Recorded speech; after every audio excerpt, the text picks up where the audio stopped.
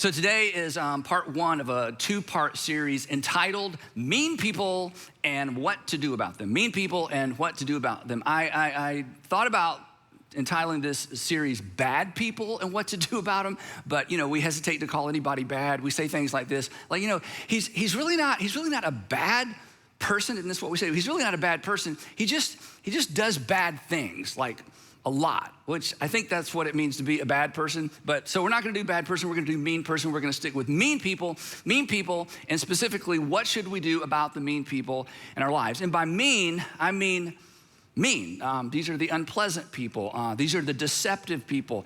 These are the people that control us with time or money or with our children. These are the users. They're just unkind. It may be that person that when you see them coming, you just don't want to interact with them because, well, there's just no other way to say it. They're just mean. And to be clear, this isn't to say that we're not often mean. I mean, all of us have been mean at some point. In fact, there's somebody maybe who's gonna see or hear this message and unfortunately we're gonna come to mind. But generally, what we talk about when we're together is how to live a life in such a way and to live our lives in such a way that we're not the mean people. So we're not discounting the fact that from time to time we can be mean and certainly have the potential to be perhaps as mean as the meanest person we've ever met. But these two messages are gonna focus on how to respond to and how to react to the mean people in our lives. Now, the reason this is so important is if you don't have a plan, and if I don't have a plan, if we're not prepared, and honestly, as we're gonna see, if we're not somewhat proactive, here's what happens, and we've all experienced this.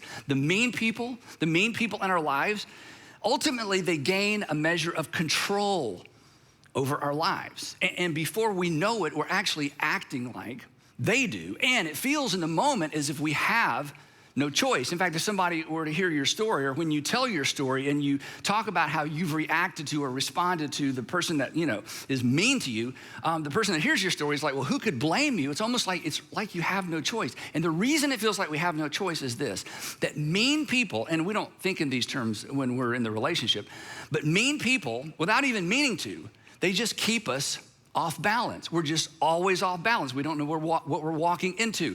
We don't know how to respond. They kind of lean left and we kind of lean right, because when we're off balance, what happens? We're forced to compensate. This is why in these relationships, you feel like you're not even yourself. In fact, somebody may have said to you, when you're around him, when you're around her, when you're together, I feel like you're not even yourself. Why? Because, well, when we're around these kinds of people, we are forced to compensate. If somebody walks up and pushes you off balance, everything in you, you compensate to regain your balance. But the problem with a mean person is it is virtually impossible to maintain and keep your balance. I'll give you a quick illustration that actually is a long illustration I'm gonna try to keep short. When my mom, who died when she was 82, when my mom was in her late 30s, she met a young woman in her late 20s that she helped out, and they became lifelong friends. Her name is Alice, and Alice actually used to stay with my sister and me when my parents would go out of town. So I've known Alice basically my whole life. So then when my mom was in her 70s, and basically she couldn't drive anymore, and she really needed some help at home, Alice would actually drive 45 minutes from her home. Now, Alice is in her late 60s. She would drive from her home 45 minutes to my mom's home every single week to go through my mom's mail, pay my mom's bills, balance my mom's checkbook, and just answer any questions and just spend time with my mom, which I was so grateful for. So my mom invested in her. Now she's investing in my mom. And again, it took so much pressure off of me, so extraordinarily grateful. So as my mom near the end of her life, and as she was less and less able to take care of herself, Alice began to lose her sight.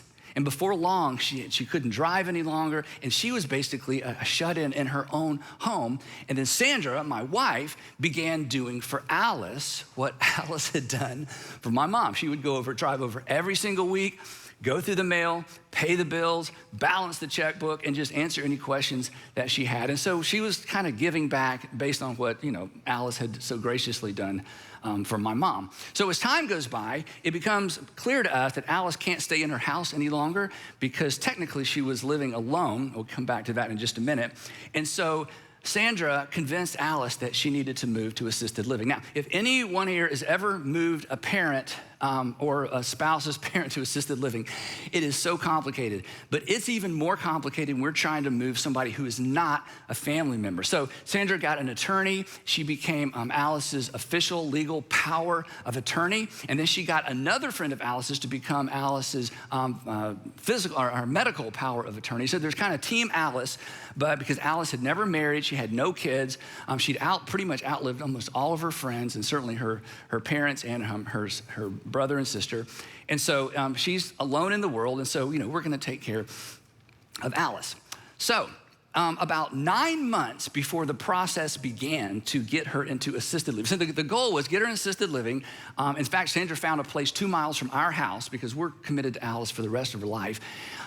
She found this place, and Alice could almost afford it based with her pension and with her Social Security, but there was going to be a gap. So the goal is get her out, clean out her house, sell her stuff, sell the house. She had a little bit of equity, put the money in the bank, and we'll just go from there. So that's the plan. Very complicated, especially when you're not related to the person. Well, anyway, about 8 or 9 months before that process began, an old friend of Alice's showed up at her front door, a gentleman in his late 60s, keeping all this straight, and he said, Alice, I'm destitute. I don't have a place to live. I've been living in my car. It's getting cold. Would it be okay if I moved in with you for just a few months? Now, Alice had been warned, and later we were warned, that this guy's name is Roger, that if you let Roger move in, you're gonna have a difficult time getting Roger to move out. She had been told that, and she'd known him for a while, and somebody told us that when we heard about Roger moving in, but she allowed him to move into one of her spare bedrooms, and actually, honestly, he was pretty helpful because he could drive and he could take her to her doctor's visits. He would bring us the mail sometimes. He seemed like the nicest guy, and I couldn't imagine this was gonna be a problem. Besides, he knew we're gonna sell her house, and so if we sell her house, you'll probably have to move out by that point, right? So I felt like there was kind of a built-in deadline. This wouldn't be a problem. So sure enough, he was pretty helpful. Sandra did, I should say, I wouldn't say estate sale. It was more garage sale than estate sale, if you know what I mean. There wasn't a whole lot to sell, but we had an estate sale or a garage sale. Roger was actually helpful. He actually even bought some of her stuff to put in his storage unit that he said he had, which was great. Now, he wasn't paying any rent, wasn't paying any bills, wasn't buying any groceries. There was no cash outlay. He was living for free for all these months. And so we finally get Alice moved to this assisted living place close to us. That was, an event.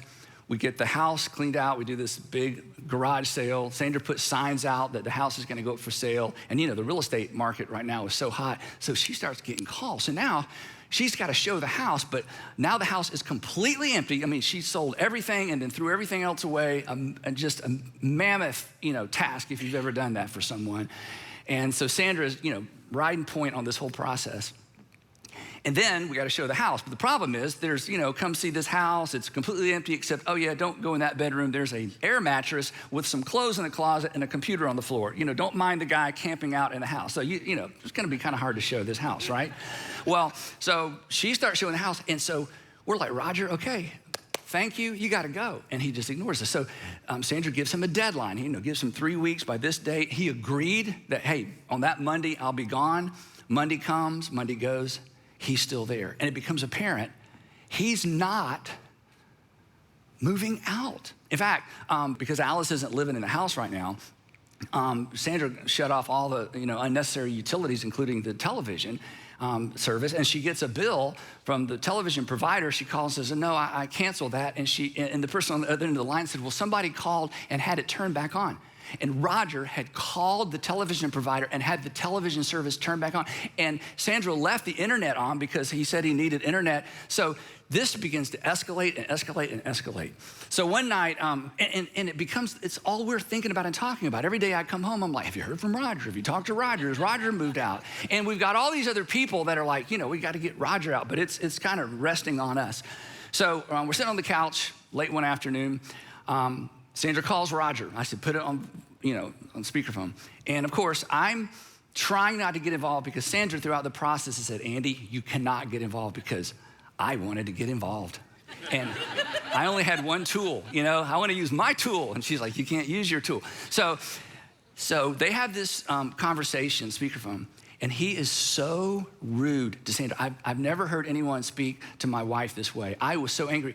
And she's kind of leaning this way, and I'm reaching for the phone. I just want to take the phone and say, and she's like, no. And he's saying, I'm going to sue you. You can't kick me out. The law doesn't allow you to kick out a renter. I'm like, renter? That assumes rent. I mean, this guy's paid nothing. He's taken advantage of an 80-year-old woman. We're trying to close her house so we can put money in the bank because there's a monthly gap between her pension and Social Security to stay in this assisted living place. And he is so rude to Sandra. Okay, this is how bad it gets. So we get a contract on the house. It's full price offer plus no contingencies. It's perfect. It's more money than we thought we could get for Alice's house. And she so desperately needs this money. And so Roger, you're gonna think I'm making this up. Roger finds out who the purchaser's agent is and goes to the office of the purchasing agent, the person representing the family buying the house, goes in and says, I need you to know this is gonna be a fraudulent closing. Yes, the woman who claims to have power of attorney over this old person has manipulated the old person to get power of attorney, and she has no legal right to do this, and I'm not moving out, and you need to be careful. And it's gonna ruin this closing that Sandra has worked so hard to get us to the finish line. We're almost there. So of course, the purchasing agent calls the seller's agent, Alice's agent, and all of a sudden we're about to lose this whole deal. Now, how do you think we responded to all this? I mean, what's our response? Well, you can imagine, because you can imagine your response. You know what we did? And this is kind of embarrassing, and I'm not even gonna give you the details, it's so embarrassing. We sat around day after day, night after night, coming up with the most devious, manipulative ways you can imagine to get Roger out of the house. I'm telling you, there were times we just listened to each other and think, who are we? Who have we become? We had a pesticide option I won't even go into, no lie. Then I said, you know what? I know some kind of other crazy people. We should just invite some other people to live in the house, live in Alice's house with Roger until he finally gets fed up and moves. There was the turn off the electricity and the water option, which we could have done because, Alice is paying bills for, there are others I won't even go into. But we realized what was happening. We're starting to become like Roger. We're becoming like him. We don't even like him. It was all we talked about, to the point, honestly. It was as if Roger had moved in with us, because it so focused our attention every single day. How do we get Roger out of the house before this closing? We couldn't even believe somebody would give us a contract, give Alice a contract on the house, because they'd never seen the house empty because there's a guy camping out in one of the bedrooms. Now, in part 2, I'm gonna come back and tell you how that story resolved. So, yeah, I know, okay, sorry to do that. But the point is simply this, and you know this. It is so difficult to be good to people who just aren't good, right? No matter what kind of faith you have, in the moment, it is so difficult to be kind to people who just, it seems like in their heart, they're just unkind or sensitive to people who are insensitive. The golden rule, it just doesn't seem to apply. You know the golden rule, do unto others as you would have others, what is it? Do unto you. And this is great until somebody mistreats you. And it's great until somebody mistreats me or mistreats somebody that I love. And for me, in this particular story, it's a double-edged sword, because I loved Alice and I wanted us to help Alice, but I was watching my wife be mistreated at the same time, and I'm supposed to do unto Roger as I would have Roger do unto me. And suddenly the golden rule is out the window. Now it's the iron rule. I just made this up, but you understand the iron rule. It's do unto others as they have done unto you, right? And this doesn't only feel natural. It doesn't only just feel natural to treat people the way they've treated us. In the moment, it just seems right. It just seems fair. And in fact, if I were to go into detail about some of these crazy ideas we had to get Roger out of the house, after hearing just the part of the story I've told you, you would be like, well, yeah. I mean, why wouldn't you do all that? It just seems right. It seems fair. It seems just. It seems even. And then there's this, and maybe this is a little close to home, because maybe this is part of your story, or maybe part of your story growing up, or maybe it's part of the story of your first marriage. When we're mistreated in a relationship and we feel powerless to do anything about it, again, we're off balance, we compensate, But sometimes we compensate not in the relationship with the person that threw us off balance. You've seen this happen. We compensate in another relationship. We compensate somewhere or with somebody else. I'll take it out on you because I can't take it out on him. I can't take it out on her. I can't get back at them. I can't go back into the office and take it out on the people that mistreated me at work. But I've got all this energy, I'm off balance. And then it's due unto others. It's due unto others as someone else has done unto you. So round and round and round it goes. And you know what? We've all been there at some level. Maybe not a big level, but at some level, we've all, been a part of this dynamic. So here's the question. Here's what we're talking about. What do we do? I mean, what do you do about the mean people? Maybe it was your ex. Maybe it's a neighbor. Maybe it's a boss, a sister, a sister-in-law. And there's just no way to extricate yourself from the relationship because of the nature of the relationship, but they're just mean. And it's fun, I'll admit it, it's fun to daydream about getting even. But the problem, of course, is, and you know this, is that getting even makes us even. Getting even makes us even with someone that we don't even like. It makes us like someone that we dislike. So what do? You can't ignore them, right? That's impossible. And if you ignore them, you know what they do, right? They just keep chipping away. And eventually we break and we react. And then it's like we've given them even more power over us. So ignoring them isn't the way forward. And getting even isn't the way forward. But fortunately, there's a third option. It's a third option that it's not intuitive. It's a third option that actually decreases their power over us. And honestly, it's the third option that allows us to guard and protect our hearts. And it positions us, when this is said and done, to tell a much better story. Of course, the way forward is taught and modeled by Jesus, but it's also modeled in the Old Testament by a relatively unknown individual whose life intersects with the life of David. Now, many of us, if you grew up around church or in church, are familiar with who King David was. But this event doesn't take place when he's King David or even Shepherd Boy David. This event takes place when he is fugitive David. After David, as a teenager, killed Goliath, you remember that story, he becomes a hero, a national hero in Israel, in ancient Israel. And so King Saul, the king at the time, draws him in close because David's a leader, he's a national hero. You want to keep your friends close, you want to keep your potential rivals even closer.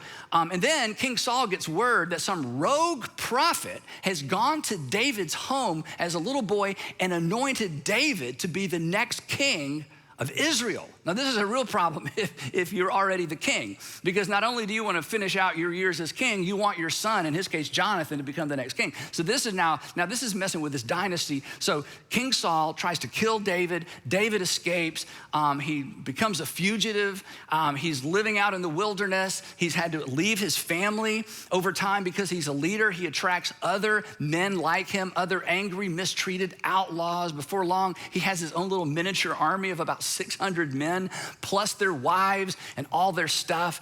And they're outcast from society. They have no place to call home. And they're all angry because each of them have their own story of being mistreated and the injustice that had happened under King Saul. So, and David's got all this anger and all this frustration. And of course, like any of us, he's looking for a place to sort of take it out, somebody to take it out on, because King Saul is untouchable. And in this story, he finally finds a victim, and that's where the story picks up. So I'll read part of the story, and then we're gonna stop in the middle, pick it up next time. So here's what happens. A certain man, this is in 1 Samuel 25, and Samuel is essentially David's biographer in a sense. A certain man in Mon, who had property there in Carmel, was very wealthy.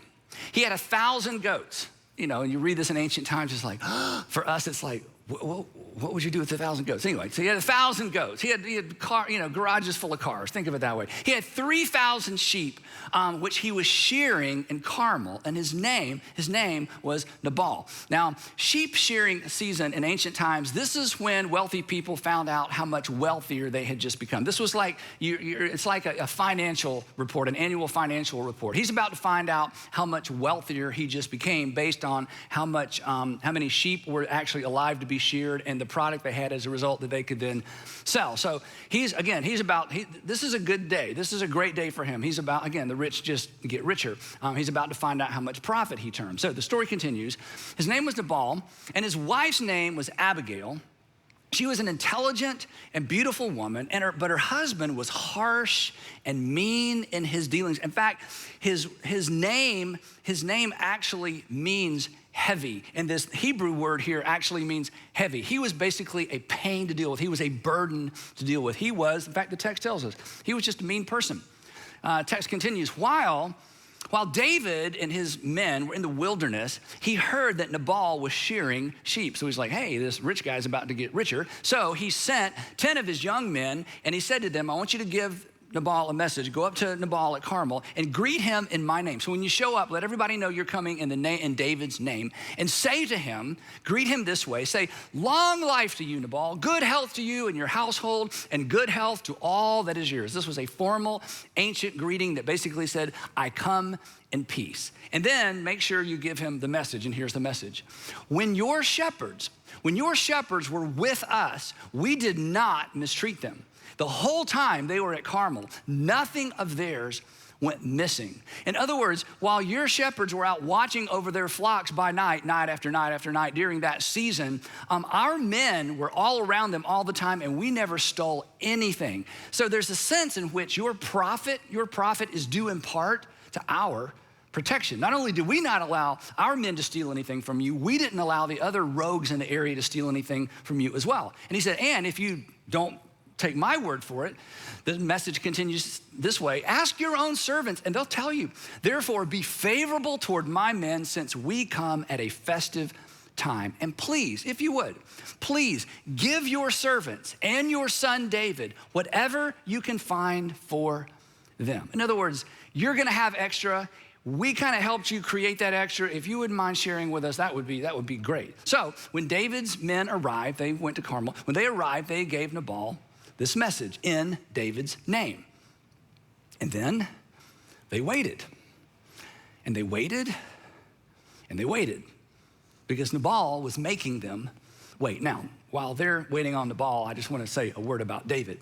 And this is going to be difficult for some of us, again, based on our view of David growing up in Sunday school or church, but when you read his biography, David was a very violent man. He was not someone to be trifled with. When he lived in the land of the Philistines, he regularly raided Philistine villages and would murder every single person in the village so there would be no one left to tell the tale. In fact, his biographer describes it this way, that whenever David attacked an area, he did not leave a man or a woman alive, but took sheep and cattle, donkeys and camels, and all the clothing. So he was a dangerous and violent man, even by ancient standards. So Nabal should have known better, because certainly he knew the reputation of David, the warrior. So anyway, he keeps them waiting, but eventually Nabal sends his answer, or perhaps he comes out and gives the answer himself. It's not clear. Nabal answered, here's what he said. Nabal answered David's servants, who is this David? You come in David's name. Who is David? Who is this son of Jesse? So he knew who David was, but he's like, you know what? Yeah, we've heard of David, and you think he's such a big deal. He's not such a big deal. Who is this guy? Hey, come on. He's just one of many. Many servants are breaking away from their masters these days. Your master is a nobody. Your master is an outlaw. I didn't ask for his help. I didn't need his help. I don't owe him anything. So no, I'm not going to share with David and his band of merry men. You are dismissed. Why? He says, why? Why should I take my bread and water and the meat I have slaughtered from my shearers and give it to men coming from, where did you come from again? So no, you're dismissed. So David's men turned around and they went back, and when they arrived, they repeated every word. And then David said to his men, oh, well, it was worth a try. No, David actually said to his men, each of you strap on your sword. So they did. And then an interesting detail in the text, and David strapped his on as well. In other words, you mess with me and you will see. You mess with me and you will pay. Now, there's a reason, I think, why the author highlights David arming himself with his sword, because David's sword was like no other sword. David's sword was actually a reminder that he did not need to return evil for evil. David's sword was actually a reminder that he did not need to take matters into his own hands. In fact, I'm just curious, do you know where David got his sword? Anybody? Goliath, that's right. He got a sword from Goliath. So Goliath's sword is a visual aid of God's promise of protection and provision to David. God had chosen him. God had raised him up as a teenager. God had anointed him as king. He did not need to take matters into his own hands. Of anybody on the planet at that time, David was the one person who could turn to God for help, and God would in fact intervene on his behalf. But David is hurt. David's angry. And he can't see any of that. To him, it's just an oversized sword. The story that goes with the sword, he's forgotten the story. He's forgotten God's provision because he's so angry and he's so hurt. And he redirects his frustration with King Saul, who's untouchable, toward Nabal. So about 400 men, this is amazing, about 400 men went up with David. 400 men. Okay, this was an overreaction of epic proportion. This was going to be a massacre. We've all heard that hurt people hurt people. This is a case of hunted people hunt people. So he sets out. And it's so interesting because the biographer, once again, lets us get inside David's head. He begins internally to build up a head of steam, to build his case. He's gonna build a case to justify what he's not 100% sure he should be doing. You ever do that?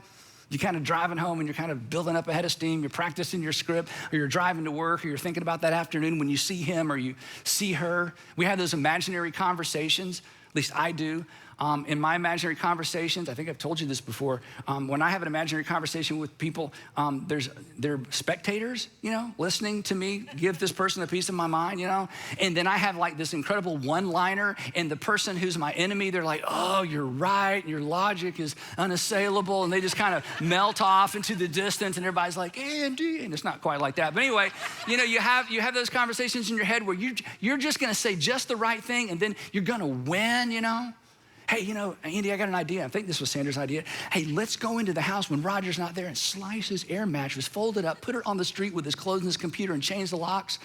It might have been my idea. Anyway, you just visualize, what can we do to get back at this person that has done so much to us? In fact, here's what the biographer says, that David had just said to his guys. It's been useless, all my watching over this fellow's property, kind of building up his case, in the wilderness so that nothing of his was missing. All this I've done for him. Think of all the things I've done for him. Think of all the nights we stayed up. Think of all the things we could have stolen. Think of how wealthy we could already be. But what has he done? He has paid me back evil for good. Then he invites God into the equation. May God deal with me, be it ever so severely, if by morning I leave one male of all who belong to him alive. In other words, I'm gonna murder him, I'm gonna kill his male servants, and I'm gonna kill his sons. That'll teach him to treat me this way. So we're gonna pause the story there, but here's what we have so far. We got two characters. We have two responses, and we have no hero, right? We have Nabal, we have David, evil for good. David did good, he responded with evil. David, who's about to do evil for evil. Nabal is somewhat maniacal, and David is about to be predictable. Who could blame him for what he's about to do?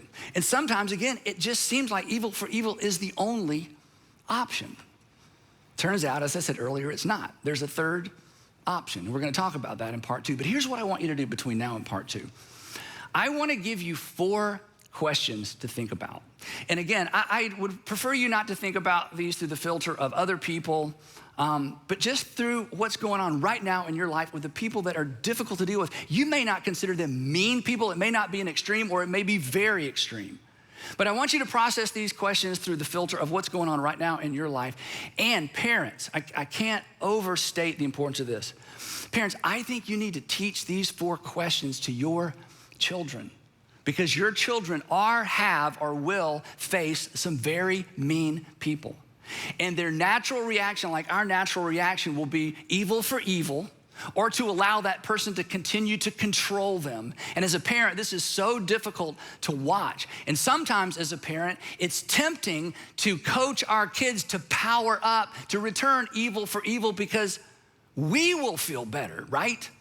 See, these are 4 questions for us. These are 4 questions for our kids. Question number 1 is this: do you want to be even with someone you don't even like? No, I already know the answer to this question. No, we don't. But our natural response to mean people oftentimes is an attempt to get even with people we don't even like, to be like someone that we would readily admit that we dislike. And again, we think somehow once we get even, that ends it, but that doesn't end it, right? That doesn't end the cycle. It actually perpetuates it. Recently, I heard Jamie Dickens say, it's not evil for evil. It just becomes evil for evil, for evil for evil, for evil for evil, for evil. It just goes on and on and on. So do you want to be part, or do I want to be part of perpetuating that cycle? The question number 2, wouldn't you rather be ahead? I mean, do you want to get even with someone you don't even like, or wouldn't you rather be ahead? Wouldn't you prefer to be unlike the person or the people that you dislike? And this is so, I said earlier, this is so not intuitive. But here's the thing, and when I say it, you know it's true. Unlike any other arena of life, you actually relationally pull ahead by refusing to get even. You actually pull ahead by refusing to get even. And that leads to a third question that we ask a lot around here within several different contexts. It's simply this. In fact, this is third question. Don't miss next time, because this third question is a question that the character that we will introduce next time actually baits David into asking about his own future. And the third question is this: when this is nothing more than a story you tell, what story do you want to tell? When your response to this current relationship is nothing more than a story you tell, what story do you want to tell? Do you want to tell the story that I ended up just like the person that I disliked because I allowed them to infuriate me into acting just like them? It's not a good story. It's not the story that any of us want to tell. And then the fourth question is the on-ramp to the solution. The fourth question is the on-ramp to pulling ahead. And the fourth question sets us up and puts us in this uncomfortable space that we know we probably should step into. And if you're a Jesus follower, if you're a Christian, you know with certainty you've been called to step into. But it's so uncomfortable. The fourth question is this: what would it look like? And you don't have to commit to this. You just have to have an internal conversation. What would it look like to return good for evil?